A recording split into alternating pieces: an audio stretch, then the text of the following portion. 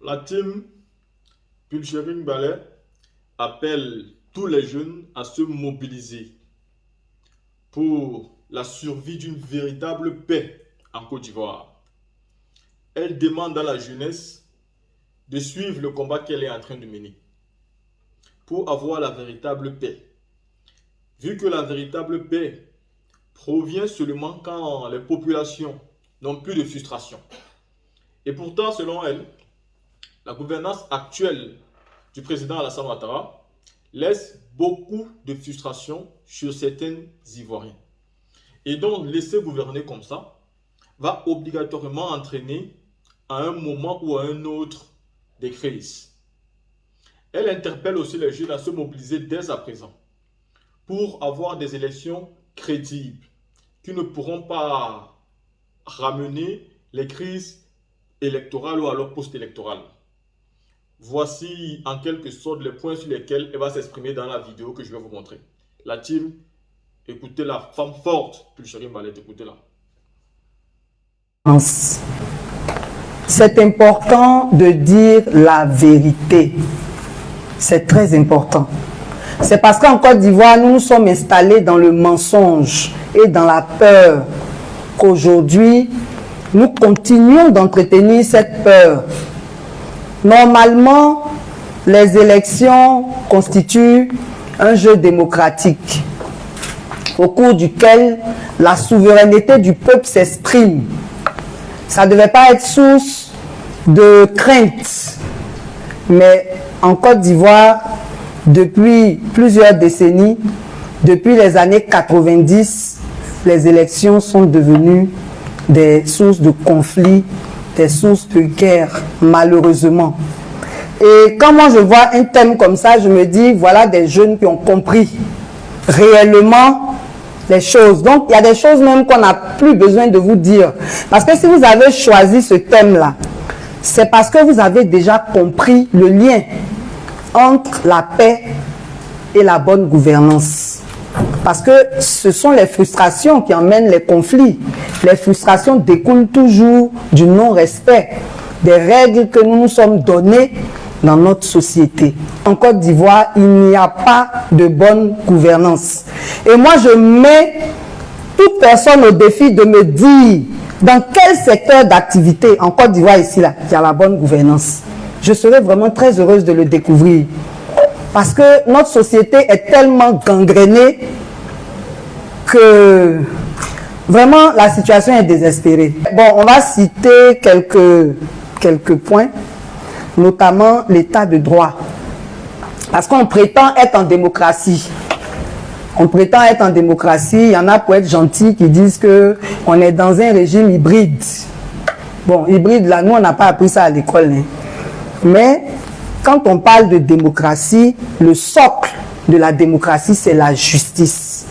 Et nous, ici, nous sommes en crise avec nos institutions. Toutes nos institutions, depuis le sommet de l'État jusqu'en bas, là, nous sommes en crise. Parce qu'il y a des dysfonctionnements. Et normalement, c'est ces dysfonctionnements-là qu'il faut arriver à régler pour que véritablement on puisse dire qu'il y a la bonne gouvernance. Donc le premier point que je vois, c'est l'état de droit. Aujourd'hui, dans notre pays, et je le dis souvent dans mes directs, c'est pas pour être méchante. Moi, je ne connais aucun des dirigeants actuels. On les a tous découverts quand ils se sont lancés dans le jeu politique et je n'ai pas de rapport personnel avec eux pour leur en vouloir. On leur a donné notre confiance et là encore le donner il est en griffe parce qu'il y a des pouvoirs qui se sont pris par la force et on le sait. Mais on a accepté quand même. Mais le principe, si on est dans une démocratie, c'est que les gouvernants nous protègent parce qu'on leur a donné notre confiance, on leur a donné le pouvoir que nous détenons en tant que peuple. Et donc, la justice là, c'est la base. Mais aujourd'hui, qu'est-ce qu'on constate? Notre constitution là, ça est là, moi il me promène à ça. On dit nul ne doit être contraint à l'exil. Et puis ils sont dehors et puis on parle de réconciliation. Quand tu parles, on dit tu es soroïste. Ça n'a rien à voir. Il y a eu un conflit. Pour régler le conflit, il faut que tous les acteurs qui ont participé à ce conflit-là soient en présence pour se parler. Et ceux qui doivent demander pardon vont demander pardon. C'est pour ça que c'est trop facile de dire laissons tout ça là et puis avançons. Non, c'est la vérité là. C'est ça qui va libérer les gens. C'est-à-dire que même si on n'a pas indemnisé toutes les victimes, parce qu'en réalité, on est tous victimes, mais on n'est pas tous coupables. Mais quand les coupables là, ils vont venir dire devant tout le monde, vraiment je reconnais que j'ai fait du mal, je demande pardon, les victimes seront apaisées. Alors on pourra parler de réconciliation. Mais tant que certains bureaux même ont des promotions et que ils briment, ils continuent de brimer les victimes, il y a un problème. Donc c'est pour ça que je disais que c'est la vérité là qui va nous aider. Parce que la vérité va nous aider à soigner nos plaies. Et quand on aura soigné les plaies, tout le reste suivra. Tant qu'on sera dans le louvoiement, tant qu'on va vouloir jouer les équilibristes, on ne va arriver à rien. Et cette paix-là, elle ne viendra pas. Et c'est parce que nous, on dit la vérité qu'on nous met en prison. Voilà la même constitution qui nous parle de la liberté d'expression dans son article 19. Et que tu parles librement, on dit tu es libre de penser et de parler. Et puis tu parles, on te met en prison. Donc, il ne faut plus on va parler. Il ne faut pas qu'on se dise ce qu'on devrait se dire pour avancer. C'est là le problème. Donc, tout ça, là, ça est dans cette affaire d'état de droit, là. On dit aussi que dans l'article 20, qu'on a la liberté d'association, de réunion, de manifestation pacifique. Mais ce que nous, on constate, c'est que on ne veut pas qu'on manifeste. Tu manifestes, on te met en prison. Dernièrement, même accompagné seulement, on a mis les gens en prison. 2 ans. Bon. Quand on est dans un tel contexte, est-ce qu'on peut parler de paix quand l'état de droit n'est pas garanti? Quand le citoyen n'a pas le minimum de liberté? Parce que dans la démocratie, là, on a des caractéristiques. On dit séparation des pouvoirs. Si nous sommes dans un pays où il n'y a pas de séparation des pouvoirs, il y a un problème. On parle des libertés publiques. Si nous sommes dans un pays où il n'y a pas de liberté publique, il y a un problème. On parle de souveraineté du peuple. Mais la souveraineté du peuple, là, c'est dans les urnes que ça s'exprime.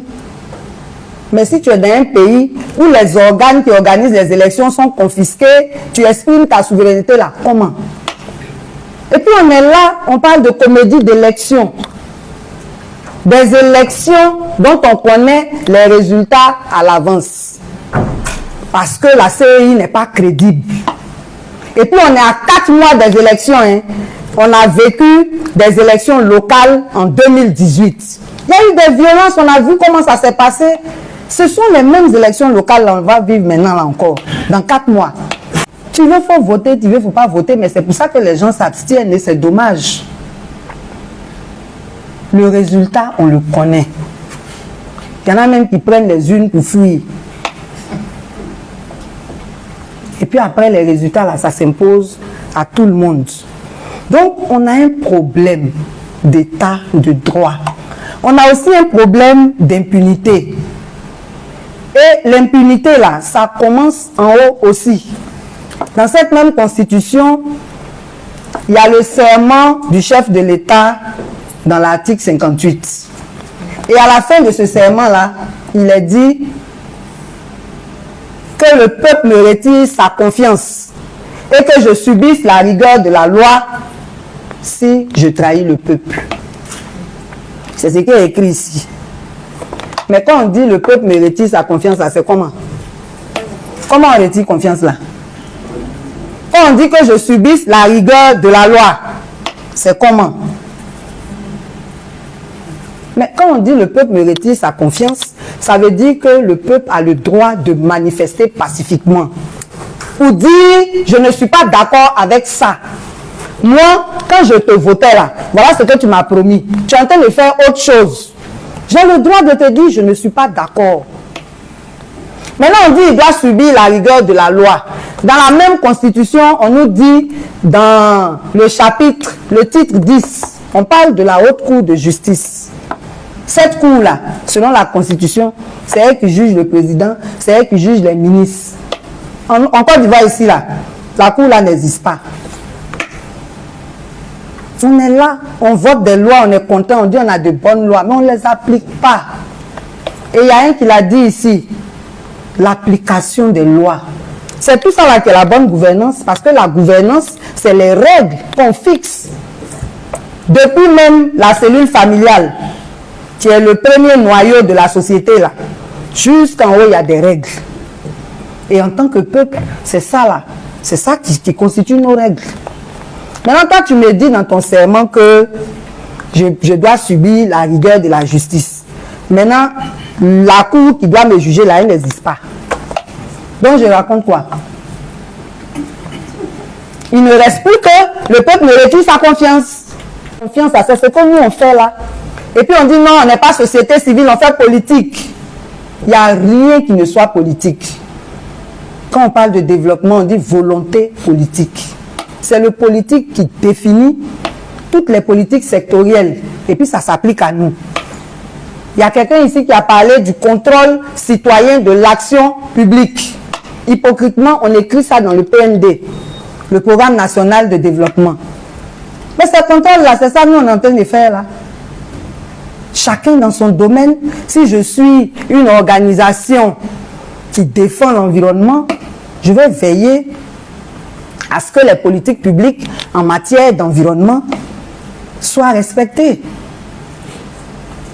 Mais si moi je dis que comme la société civile ivoirienne a peur de parler de politique là, alors que c'est la politique là qui nous envoie la guerre, c'est les élections là qui nous envoient la guerre, moi je décide de critiquer ça, c'est mon droit. Ça ne veut pas dire qu'on est politique ou bien qu'on est manipulé. Donc, il y a un problème de responsabilité du citoyen. Donc, quand on parle d'engagement citoyen, ce n'est pas pour venir faire des discours en salle. Hein. Les discours en salle, c'est bon parce qu'on échange, on apprend les uns des autres. Ça aide à forger notre... on va dire, ça aide à forger nos convictions. Mais une fois qu'on a des convictions, qu'on a compris tout ce qui se passe, chacun doit choisir un pan. Le frère Beninois parlait tout à l'heure des enfants de la rue. Mais c'est véritablement important, si on veut garantir la paix, qu'on les réinsère. Parce qu'après, c'est des gangsters qu'on est en train de fabriquer, des gens qui vont souffrir, qui ont leur enfance même qui est détruite. Il y a beaucoup d'aspects. Et dans l'engagement citoyen, là, chacun prend ce qui l'intéresse.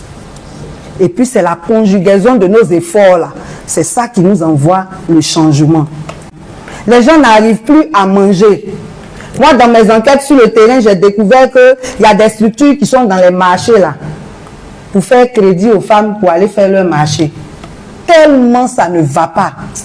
J'ai interrogé des vendeuses. On dit les femmes, là, elles prennent crédit effectivement pour faire leur marché. C'est pour dire qu'il y a beaucoup d'Ivoiriens qui n'arrivent pas à manger. Mais voilà pourquoi les gens s'en vont dans les migrations là, et puis ils meurent cadeau. J'ai aimé la chute de l'un des panélistes, il dit aimez-nous un peu. Quand tu n'as pas l'amour du peuple, tu ne dois pas gouverner. Parce que c'est pour ce peuple-là que tu es là. C'est-à-dire que si tu n'as pas pu me donner de meilleures conditions de vie, mais ne dégrade pas le peu que j'avais là, c'est de ça qu'il s'agit. Tu parles, on dit non, tu n'aimes pas, ça veut dire quoi? C'est grave. Les gens nous gouvernent sans nous aimer. Et puis c'est ça qui est la vérité. Parce qu'on nous oppresse. Donc il y a un problème. Vous voyez, il faut la corruption. Je ne vais même pas parler de tout. Parce que si c'est la corruption là même, c'est grave. On doit assainir l'administration même d'abord. Quelqu'un passe concours, il est fonctionnaire, et puis pour faire son travail, là, on doit le payer. On le dépose ici. Il fait des bêtises, il détruit la structure, mais il ne comprend pas. Si on pouvait donner 3 ministères à certains, on le ferait. Il y a un problème. Mais pour que ça, là, ça soit réglé, il y a 3 catégories dans la société, là, qui doivent être fortes. Les premiers, c'est l'opposition politique qui doit être responsable. Le deuxième problème, c'est la société civile elle-même. Elle ne connaît pas son rôle. Il y en a qui connaissent, mais ils ont décidé de manger. Mais s'il n'y a pas de contrepoids, le pouvoir, il est en roue libre. Il fait ce qu'il veut, comme il veut, et puis il n'y a rien, comme on dit ici, dans notre pays. Mais c'est grave. Et nous sommes tous complices de ça. Hein? Parce que si vous voyez les gens dans leur salon, dans les maquis, ça parle. Mais une fois qu'il s'agit de se lever, il y a un problème. Et c'est la jeunesse qui peut se lever pour 2 raisons. La première, c'est que c'est elle qui est la plus nombreuse. La deuxième, c'est son avenir qui se joue. Si elle refuse de se lever, c'est elle qui perd. C'est pour ça que c'est important de parler aux jeunes. Moi, là, je ne suis pas extraordinaire. J'ai compris et je m'élève. Et c'est pour ça qu'au début, je disais, c'est la vérité et l'action. C'est ça qui va nous sauver. On doit se lever pacifiquement pour nos droits. Ça, là, il a dit ça, là, on va dire c'est incitation à quelque chose. Là, notre constitution dit on peut manifester pacifiquement. Donc, ça veut dire que nous, là, on peut se lever pour dire, si vraiment on veut la paix, il y a une organisation de la société civile qui a obtenu la réforme de la CEI. Ils n'ont pas fait réforme là. Ils ont tourné quand ils ont fait recomposition. Et puis on revient à la case départ. Et puis pour mettre la cerise sur le gâteau, la Côte d'Ivoire dit, moi je sors de la Cour africaine des droits de l'homme et des peuples. Ça ne m'arrange pas. Moi je veux continuer à tricher. Je veux continuer à voler la volonté du peuple. Et puis on est là, on regarde.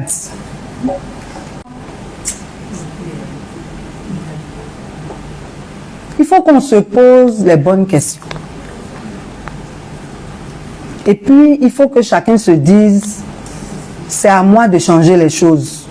C'est en cela que je parle de l'action. C'est la réforme de la CEI, c'est la réforme du Conseil constitutionnel. C'est le respect de nos textes. Donc, les défis qu'on a à relever pour qu'on ait la paix là, c'est de faire en sorte qu'on ait une jeunesse responsable d'abord. Parce que quand la jeunesse est responsable, c'est elle qui va décider. Parce que le vrai pouvoir, c'est vous. Le vrai pouvoir, c'est vous. Le jour où tous les jeunes de Côte d'Ivoire vont se lever, sans distinction de parti, sans distinction d'ethnie, sans distinction de religion, pour dire, nous là, on est pro-Côte d'Ivoire. On veut que la Côte d'Ivoire soit meilleure. Voilà ce qu'on veut. Les choses là, elles vont changer. C'est cette mobilisation autour des data là. Vous devez reporter ça sur tous les autres sujets. Et chacun ne doit pas compter sur les autres. Parce que quand chacun se dit que c'est l'autre qui va faire, plus personne ne fait rien. Chacun doit se dire, moi aussi je veux participer. C'est de nous donner des dirigeants de qualité qui respectent les principes démocratiques. Mais si on n'a pas de dirigeants de qualité, ou plutôt pour avoir des dirigeants de qualité, il faut que l'environnement électoral soit assaini. Parce que c'est quand l'environnement électoral est assaini que ton choix compte. Puisqu'on ne peut pas voler ton vote. La souveraineté du peuple va s'exprimer et alors on aura les dirigeants que le peuple lui-même là, il veut. C'est ça les vraies conditions pour la paix. La bonne gouvernance là, c'est la condition pour la paix. Et c'est dans tous les domaines. Mais déjà, le minimum, c'est que chaque jeune se dise, la violence ne passera pas par moi. Quelle que soit la raison, il suffit que chaque jeune se dise, même si je ne suis pas d'accord là, moi là, la violence là, je n'en veux pas. Et je voudrais m'arrêter là parce que c'est ça qui est le minimum. À partir du moment où chaque jeune va se dire la violence ne passera pas par moi, le reste là, ça va suivre.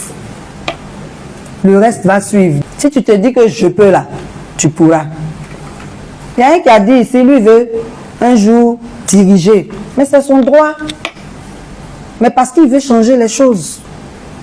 Et ça, c'est la meilleure attitude pour changer. Parce que quand tu changes en comptant sur les autres là, l'autre là peut ne pas faire comme toi tu veux.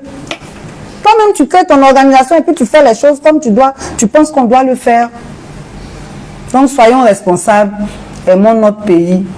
Aimons-nous nous-mêmes. Parce que quand tu ne réagis pas là, c'est que tu ne t'aimes pas. Parce qu'on te fait du mal et puis tu ne dis rien. Et refusons que la jeunesse passe par nous. Je vous remercie.